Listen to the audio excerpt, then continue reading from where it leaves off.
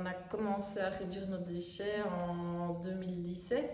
C'est à ce moment-là qu'on s'est rendu compte qu'il y avait vraiment toute une série de solutions pour remplacer les produits jetables. Non, on a expliqué aux enfants parce qu'on avait déjà les deux enfants. Ils ont pris ça pour un jeu et donc au final c'est nous qui nous faisions gronder si on faisait un petit écart et si on achetait quelque chose avec du plastique. Non, finalement c'était pas si difficile parce que justement il existait beaucoup d'alternatives assez pratiques. Parce qu'en fait, la plupart des déchets mettent des centaines, voire parfois des milliers d'années à disparaître.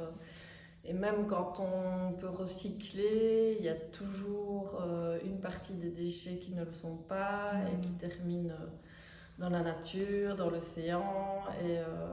Et donc voilà, l'idéal c'est de réduire. Ça permet aussi l'air de rien, de désencombrer chez soi. Moi, j'ai commencé par tout ce qui est courses. Je trouvais que c'était le plus simple.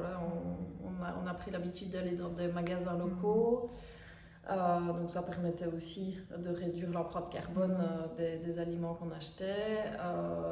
Eux ont souvent une offre en vrac et donc on prenait nos sacs à vrac et puis prendre des gourdes plutôt que de prendre des bouteilles en plastique.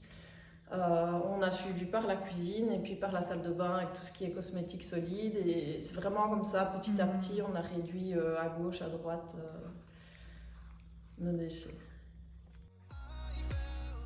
Non, ça ne va pas de pair avec l'alimentation bio. Maintenant, il y a bio et il y a bio. On a le bio des grandes surfaces qui n'a pas spécialement de goût et qui est produit de manière industrielle. Et on a le bio local. Donc voilà, moi aujourd'hui, si j'ai le choix entre du local non bio et du bio qui vient de plus loin, je préfère prendre du local non bio en me disant que parfois ils n'ont pas non plus le label bio, mais ils ont quand même une agriculture raisonnée.